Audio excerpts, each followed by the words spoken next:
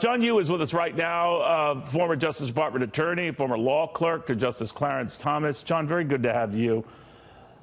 This written record, John, you hear so much about how important that is because at least it prevents choosing a David Souter, a big mistake that I think even George Bush Sr. later admitted he made by choosing someone he thought was a conservative, and it ended up being anything but. And that now they really rigorously go through these opinions and dissents, and the written record that would be more reliable than would be, you know, a few speeches or comments to senators. What do you think?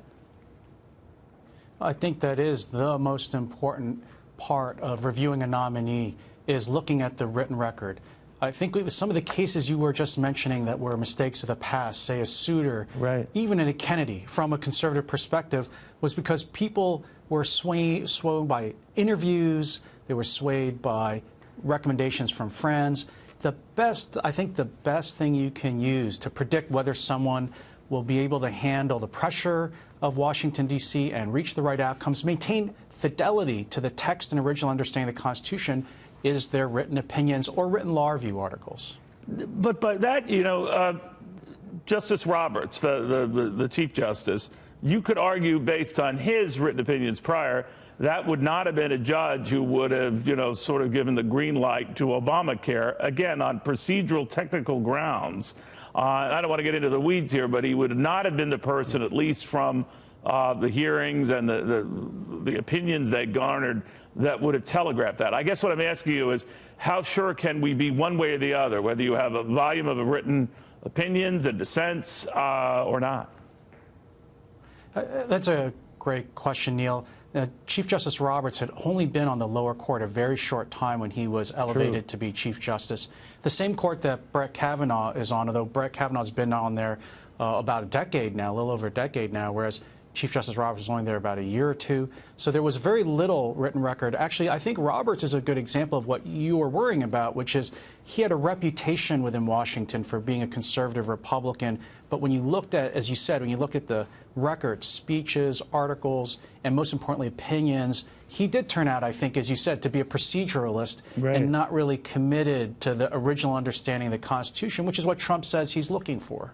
Now, these things have always gotten to be divisive affairs in recent years, John, so I'm wondering how this will go. Democrats have already, by and large, come out against whoever the president is going to choose tonight, and this is the battle royale. I can understand why. It's a tipping point. It's not just a swing vote. It's a conservative vote. It changes the complexion and tenor of the court for decades to come. I've heard all of that.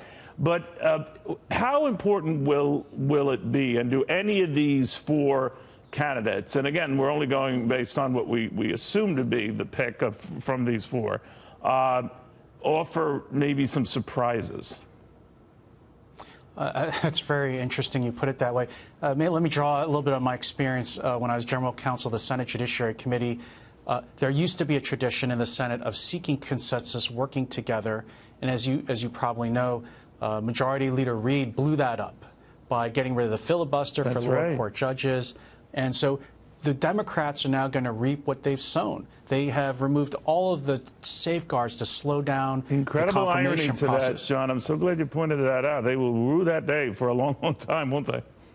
Yeah. And so what you're going to see, I think, in the Senate is you will see the Democrats will go to the mat.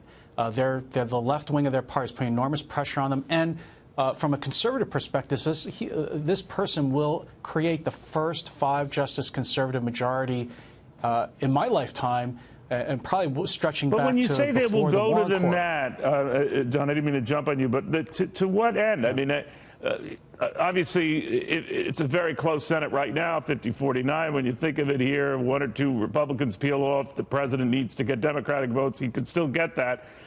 But it's going to be an uphill battle for Democrats in fighting this. And I don't know whether it would have improved if they had waited till after the midterms, when conceivably Republicans could build their margin in the Senate. The House is a different story, but in the Senate, they conceivably could build it. So aren't they just fighting the inevitable? I think I think what you're seeing is a Democratic Party, their governing philosophy has been to use executive branch agencies and the courts to push through a lot of law, particularly over-regulating business and the private sector. So it's not just Roe versus Wade. It's not just gay marriage. Creating this 5-justice majority that's not going to let the administrative state run wild is really pulling out one of the core planks of how the Democratic majority governs. So I think they're going to go to the mats not just to stop, not just to promote what we think of progressive values, but to protect their whole way of governing. Now, what they could do is they could try to shut down the Senate. They could refuse to vote for any bills, try to block all spending, try to block all other nominations. They could try to bring the Senate to a halt. That would surely boomerang on them, right? They would look like petulant children doing that. I would hope so. I think it's actually a good precedent for the Senate to actually, whether it's up or down, right, to move expeditiously. Yeah, but I think that, I think the Democrats, though, this is their last chance to stop a conservative court for many years. Yeah. Real quickly, what I got, my crew is going to kill me here, but I'm curious. There's another talk about here, if Democrats would ever get back in charge, that they would be pushing a pack the court mentality, that maybe if they had the run of the table or control the White House or one of the branches, particularly the Senate, add more Supreme Court justices, make it so that it could never be overturned. Who says you have to have 9? You've heard that? I've seen mentions of it. I think it's crazy, really silly. Yeah. Well, think about this. Think about like just playing tit for tat.